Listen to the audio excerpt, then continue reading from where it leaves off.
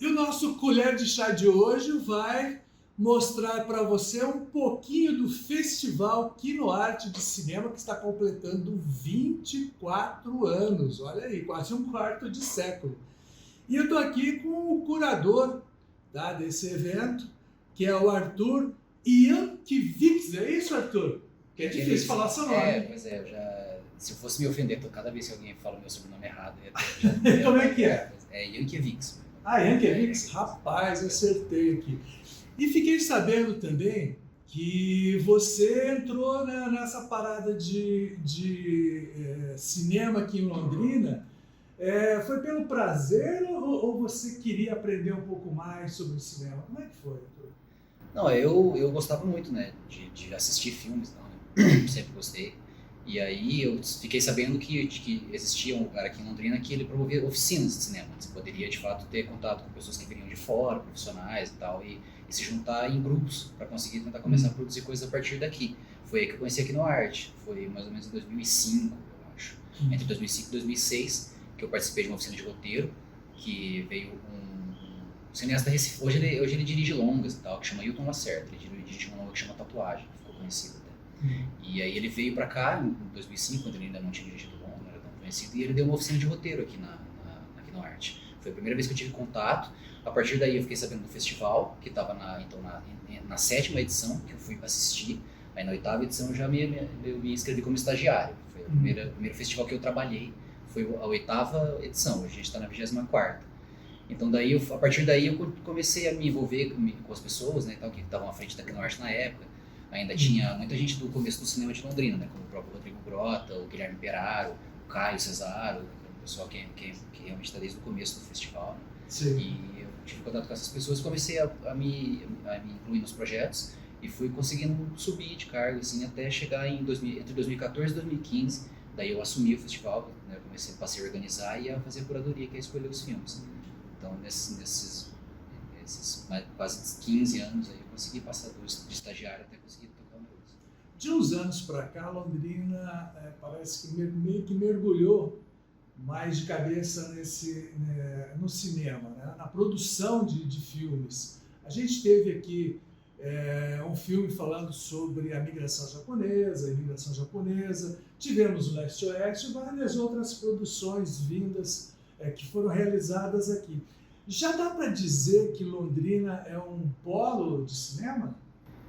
Eu acho que pelo menos dentro do sul do Brasil e o Paraná, com certeza, né? Dá para dizer, tanto em volume de produção quanto em variedade e o quão longe essas produções conseguiram chegar. Né? Você citou os filmes do Gaijin, do Shizuki Yamazaki, tanto a produção de curtas quanto a produção de longas do próprio Rodrigo Grota. Né? Tem bastante coisa que é feita aqui em Londrina e que chega longe. Eu acho que também essa coisa do volume da produção, uma coisa que de repente possa ter influenciado é a migração para o digital, né, mesmo. Antigamente era muito tanto custoso em matéria de dinheiro quanto de material e aparelhagem. Você precisaria de um conhecimento muito específico, de equipamento muito caro para conseguir fazer filmes em película, isso no final dos anos 90 começo dos anos 2000. A partir daí se desenvolveu o digital de alta definição. E aí, os filmes que passaram a ser rodados não só em película, mas também em digital. E isso foi uma coisa que, além de baratear, ela trouxe mais para perto das pessoas. Né? Tipo, uma coisa que você passa a ter acesso a um arquivo digital mesmo. Você não precisa de uma câmera profissional que queime celuloide, depois revelar esse celuloide e tal. Então, a partir daí, deu uma descentralizada, uma democratizada grande na produção. Assim. Cada vez mais gente teve acesso e as ferramentas foram ficando cada vez mais facilitadas. Acho que isso foi uma coisa que a gente, em grande parte, a partir dessa organização, promovida seja pela Kinoarte, seja pela mostra de cinema antes da Kinoarte, eu acho que isso ajudou a criar esse lugar que junta as pessoas. Né? Eu acho que é a principal coisa que, de repente, não diria que ela falta hoje em dia, mas acho que eu não consigo identificar essa presença, é esse lugar que aglutina as pessoas.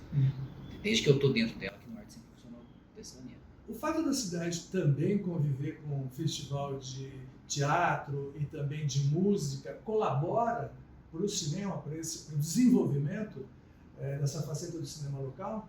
Assim, né, eu acho que o londrinense, de uma certa maneira, né, quem tem o acesso, que tem a oportunidade de conhecer a produção cultural, né, seja do Filo, de teatro, seja do Festival de Música, que são festivais que têm mais de 30 anos, mais de 40 no caso do Filo. Né?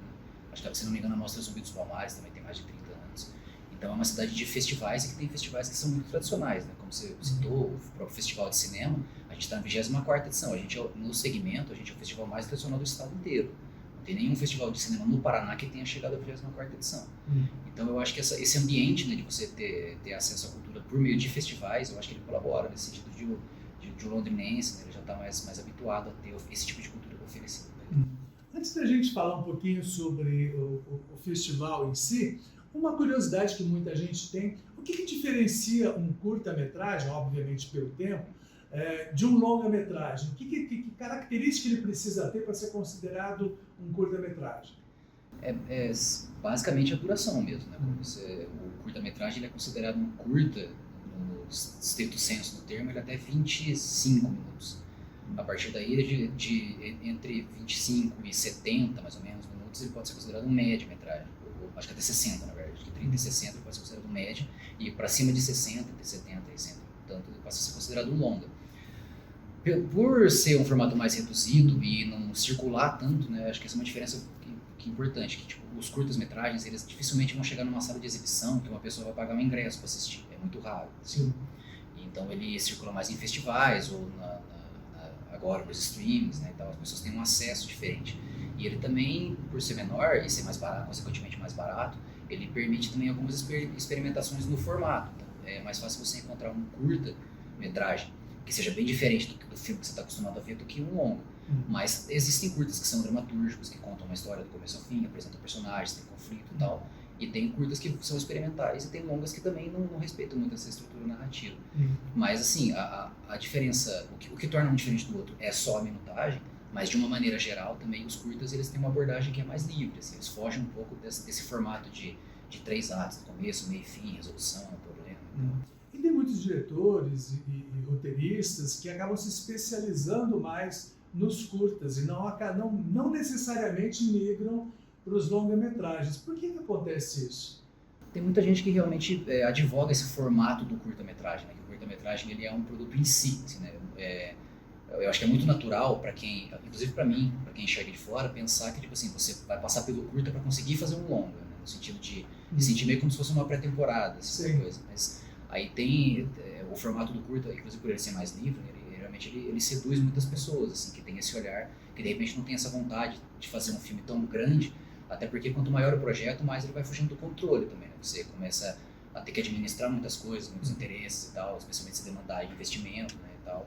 Então eu acho que boa parte do apelo que tem o curta-metragem, eu acho que é essa liberdade mesmo da pessoa ter uma coisa que ela possa, que se sinta mais à vontade para fazer uma coisa com a cara dela. Assim, eu acho que é por isso que muita gente se especializa ou se concentra mais no formato do curta-metragem.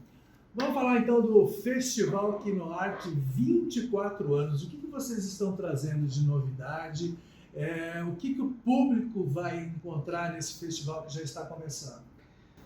A principal novidade, né, no caso, é a gente poder voltar a fazer as sessões presenciais, né? No passado a gente conseguiu fazer algumas exibições na Concha só, de uma ou outra, mas o principal da programação ainda foi online. Mas agora a gente voltou ao formato presencial e voltou no Espaço Vila Rica, né, que também é um lugar que está muito presente na memória afetiva assim, dos londrinenses que têm idade suficiente para ter frequentado o Vila Rica, igual eu e você. Mas a principal característica é tentar resgatar essa coisa do cinema enquanto experiência coletiva mesmo. Assim, né? Eu acho que hoje em dia é muito mais fácil você ter acesso a um filme pelos streams que você tem em casa, no seu celular. Você consegue acesso a um filme muito facilmente. Mas na nossa visão, assim, ele acaba perdendo um pouco a força de ser experiência coletiva, né? Se você juntar todo mundo numa sala e apagar a luz e colocar um som alto, uma tela grande, fazer qualquer pessoa se concentre só naquilo, né? Tipo, assim, uma coisa muito comum hoje as pessoas assistirem coisas enquanto mexe no celular, enquanto faz outra coisa. Sim. Então a gente acha que essa experiência na sala de cinema, ela realmente propicia isso, de você se concentrar só no filme e absorver aquilo de uma outra maneira, né? E tentar resgatar. Acho que a principal mote do nosso festival esse ano é tentar resgatar a força de assistir um filme numa sala de cinema presencial.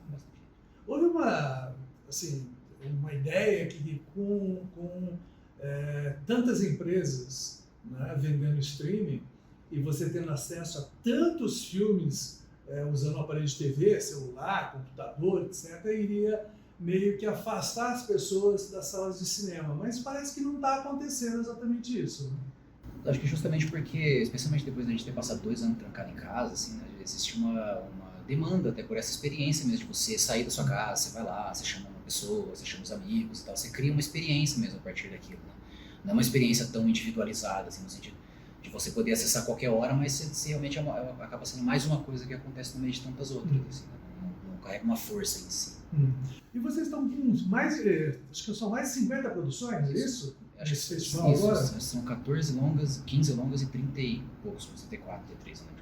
O que o cara pode esperar? Tipo assim, olha, vou chegar lá e vou ser impactado por algum filme. Você já viu alguma coisa que você pode dar uma dica? Olha, pega esse que esse vai ser muito bacana. Não, tem bastante coisa interessante, assim. Acho que a principal coisa que a gente pensa a respeito de curadoria, de escolher os filmes para o festival, é que é importante que existam esse tipo de filme que a pessoa está acostumada a ver, né? Que, tipo, que é uma coisa mais dramatúrgica, de desenvolvimento, de personagem, de conflito, mas que o festival também seja um espaço para que quem tiver interesse tenha acesso a filmes e obras que fujam um pouco dessa estrutura também.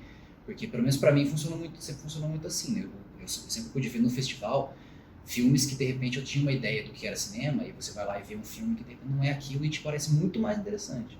Então, eu acho que a pessoa que for, ela vai ter acesso tanto ao tipo de cinema que ela se sinta mais confortável, que possa aproveitar mais de boa, quanto a uma coisa que, de repente, seja um pouco mais diferente, um pouco mais desafiadora. Assim. Aí, de exemplos específicos, né, acho que cada dia tem alguma coisa interessante. Certo. Tem uma coisa muito que é legal se ressaltar, é que a gente vai ter 2 sessões de longa que vai ter um debate depois. Vai ser no dia 1º, que é terça-feira. Terça-feira passa um longa que se chama Felicidade das Coisas, e a gente trouxe, quem vai debater esse filme é a atriz principal do filme, que se chama Patrícia Saravy.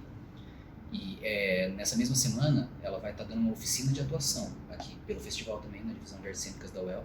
Então, a gente geralmente costuma trazer bastante diretor de fotografia, essas coisas, para a gente poder debater essa coisa mais técnica de fazer cinema. E a gente trazendo alguém que participou do elenco, né, geralmente eu acho que pode esclarecer muita coisa a respeito de outro aspecto, né, que a gente não está acostumado a muito a ver em festival. Mas no sábado, também no dia 5, a gente também tem uma sessão de longa de um filme de São Paulo que se chama Curtas Jornadas Noite Adentro, que conta histórias de sambistas, assim, uma coisa que parece mais leve. E vai estar aqui o diretor do filme, que chama Thiago Mendonça. Então a gente vai ter essas sessões que vai ter a equipe do filme aqui para debater e tal. Acho que de repente seja uma sessão para quem está interessado em ver uma coisa diferente ou entender mais do processo. Assim, de repente essas sejam coisas que seriam legais de aparecer. Além das salas de cinema, vocês vão levar inclusive para um distrito rural aqui de Londrina, né? Uma sessão? Isso, a Varta. A gente tem essa programação do Vila Rica nas noites, ela é paga, e a gente tem as sessões gratuitas. São as competitivas de curtas, né, que elas têm entrada franca, e começou hoje, nessa tarde, uma sessão que a gente chama de Kino Cidadão, que a gente, em parceria com a Secretaria de Educação e Aviação Garcia, a gente consegue ônibus para buscar as crianças em escolas de periferia, de zona rural, e trazer elas para o cinema, e daí, para a grande parte dessas crianças, é a primeira vez que elas têm a oportunidade de ver um filme no cinema.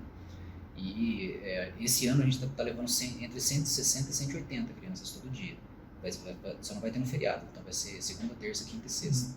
E na quarta, que não vai ter essa sessão aqui no Cidadão, essa sessão que é composta por curtas-metragens infantis, a gente vai exibir na Varta. A gente tinha programado para exibir no sábado, antes de começar o festival, mas aí teve a chuva. Esses programas a gente transferiu para essa quarta-feira. Lá às 7 horas da noite, no distrito da Varta, vai ter uma sessão gratuita e ao céu aberto, que também é um negócio que cria essa coisa da experiência coletiva, né? De juntar as pessoas para ver filme.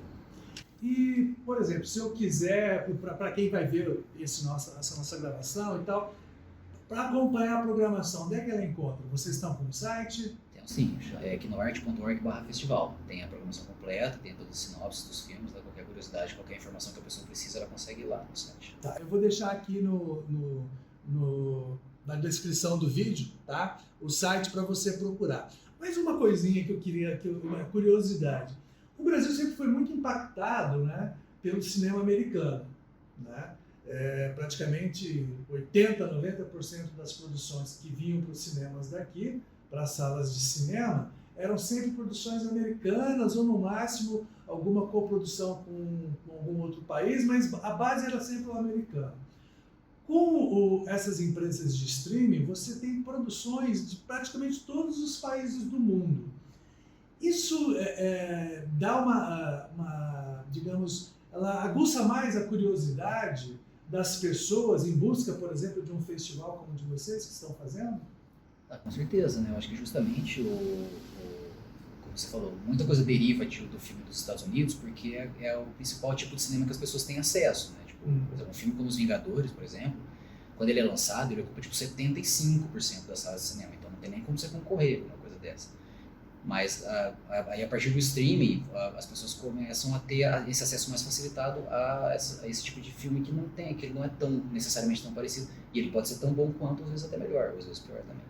Mas com certeza, eu acho que pode funcionar como uma porta de entrada. Eu acho que tanto o festival, quanto o stream, ou uma indicação de alguém, acho que funciona como essa porta de entrada para que você possa conhecer outras coisas, né, que não sejam necessariamente aquilo que você gosta, mas que você está sempre acostumado a ver, por exemplo. Em 25 anos, praticamente, 24 anos, na verdade, do Festival Kinoarte e das produções que a gente tem visto, Londrina já está conseguindo produzir bons roteiristas, bons fotógrafos, o pessoal que trabalha mesmo no cinema.